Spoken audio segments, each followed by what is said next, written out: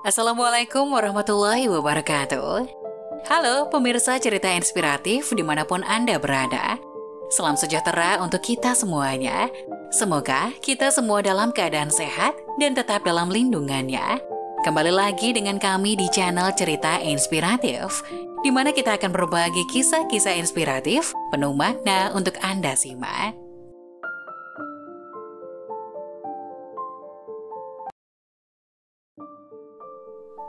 Adiknya telah merebut suaminya. Sebulan kemudian, adiknya kembali dengan air mata dan mengatakan dia monster.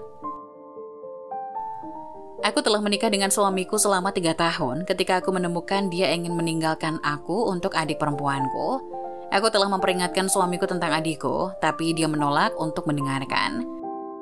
Sebulan kemudian, dia kembali padaku dan mengaku menyesal karena adikku adalah monster.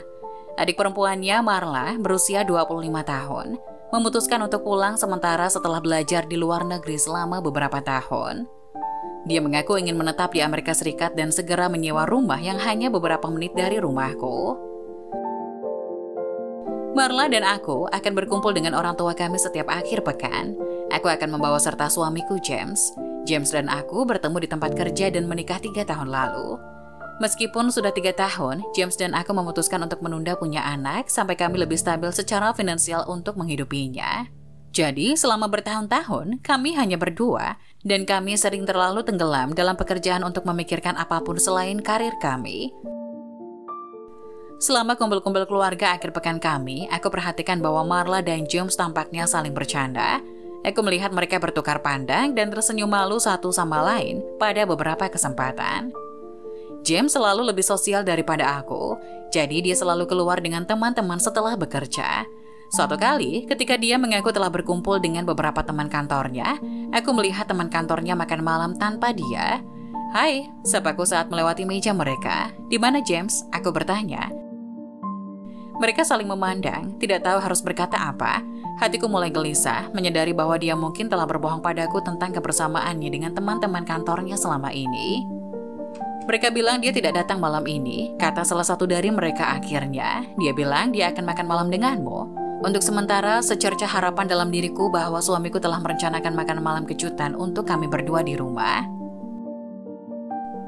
Namun saat mengemudi kembali, aku tiba-tiba melihat mobilnya diparkir di depan salah satu restoran terbaru di kota.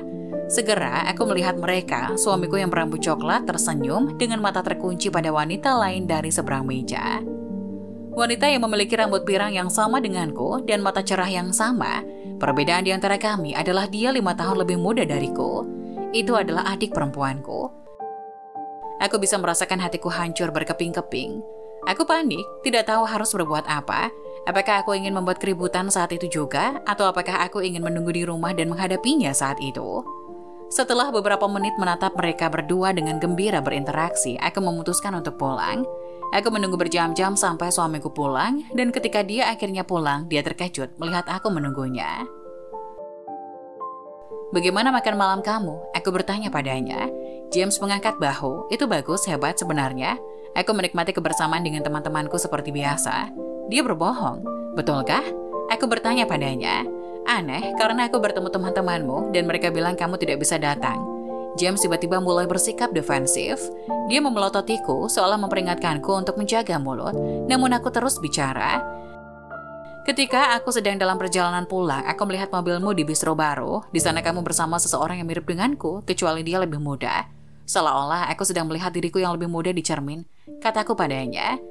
Begitu aku mengatakan ini, James membentak. "Kamu tidak seperti Marla, Abigail. Jangan delusi. Dia lebih cantik, lebih pintar, dan jauh lebih baik darimu dalam banyak hal."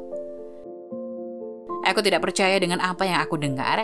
Apakah suamiku membandingkan aku dengan adik perempuanku sendiri? Dan apakah dia mengatakan bahwa dia lebih suka dia daripada aku? Melihat mereka di restoran itu memilukan, tetapi mendengar kata-kata itu sangat menghancurkan. "Jadi apa yang kamu mau?" kataku kalah. "Ya, bukankah sudah jelas aku ingin pergi?" Dia berteriak. "Aku tidak mencintaimu lagi, aku jatuh cinta pada Marla. Aku mengajukan cerai, jadi aku akhirnya bisa menikahinya." Dia berjalan pergi, meninggalkanku sendirian, menangis di tangga kami. Aku menangis sepanjang malam dan tidak punya energi untuk pergi bekerja keesokan harinya. Ketika akhirnya aku menemukan kekuatan untuk bangun, aku pergi ke rumah adikku, berpikir bahwa aku dapat membujuknya untuk tidak melanjutkan hubungannya dengan suamiku. Dia tidak seperti yang kamu kira, Marla. Aku mencoba memperingatkan. Jika dia bisa menemukan wanita lain saat menikah denganku, dia bisa melakukan hal yang sama padamu. Penipu akan selalu jadi penipu, dia juga tidak terduga, kejam dan bimbang. Kamu tidak menginginkan pria seperti itu. Marla tertawa. Dia pikir aku begitu putus asa untuk mempertahankan suamiku, sehingga aku bersedia menyebarkan kebohongan tentang dia hanya untuk mempertahankannya. Pergi dari sini, Abigail. Kamu delusi. James benar, kata Marla membanting pintu di depan wajahku. Aku patah hati setelah kehilangan adikku dan suamiku. Butuh waktu berbulan-bulan bagiku untuk pulih dan bangkit kembali. Dan untuk waktu yang paling lama, aku menjadi bahan tertawaan kota saat Marla dan James memamerkan hubungan mereka. Aku tidak punya pilihan lain selain fokus pada pekerjaan dan memastikan bahwa aku stabil secara emosional setiap hari. Itu bukan hal yang mudah, tapi dengan bantuan beberapa teman yang baik dan terpercaya, aku berhasil melewatinya. Kemudian suatu hari, Marla datang padaku sambil menangis. Dia monster, dia menangis. Dia mengatakan padaku bahwa aku benar dan dia seharusnya mendengarkan apa yang aku bilang sejak awal. Meskipun pengkhianatan Marla masih menyakitiku, aku tahu aku tidak tega meninggalkannya. Apa yang terjadi? Aku bertanya padanya. Marla mengungkapkan bahwa dia melakukan semua yang dia bisa untuk menyenangkan James. Dia memasak, membersihkan rumah, dan mengenakan gaun indah untuk membuatnya terkesan, tapi dia tidak pernah memperhatikan atau menghargainya. Dia akan langsung tidur setelah bekerja. Dia selalu kesal pada hal-hal kecil dan melarangnya melihat orang dan memakai pakaian tertentu. Marla mengira dia bisa menanggung semua itu sampai dia pulang dalam keadaan mabuk pada suatu hari. Kamu mulai menjadi orang seperti dikatakan kakakku. Dia memberitahunya. James tersentak setelah mendengar itu, lalu dia memukulnya. Ini adalah jerami terakhir bagiku. Aku segera mengemasi tasku dan berkendara ke sini.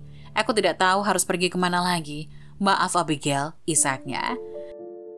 Tanpa ragu, aku menghibur adikku. Kami pergi ke kantor polisi untuk melaporkan James. Dia ditangkap karena menyakitinya dan kami mengajukan perintah penahanan terhadapnya, sementara Marla dan aku berusaha memperbaiki hubungan kami yang tegang. Apa yang bisa kita pelajari dari cerita ini? Beberapa hubungan berakhir karena mereka tidak lagi melayani Anda dengan baik. Abigail patah hati setelah dikhianati oleh suami dan adiknya, hanya untuk menyadari bahwa dia lebih baik tanpa suaminya yang beracun dalam hidupnya. Terkadang meskipun menyakitkan, hubungan kita yang paling berharga bisa berakhir karena tidak lagi melayani kita dengan baik. Darah lebih kental dari air, Marla dibutakan oleh kegilaan. Hanya untuk menyadari bahwa saudara perempuannya Abigail memiliki kepentingan terbaiknya, bahkan jika hatinya sendiri hancur. Hubungan keluarga akan selalu menjadi yang paling penting, jadi jagalah agar tetap kuat. Bagikan cerita ini dengan teman-teman Anda, itu mungkin mencerahkan hari mereka dan menginspirasi mereka. Nah, bagaimana menurut kalian? Jangan lupa tulis pendapat kalian di kolom komentar ya.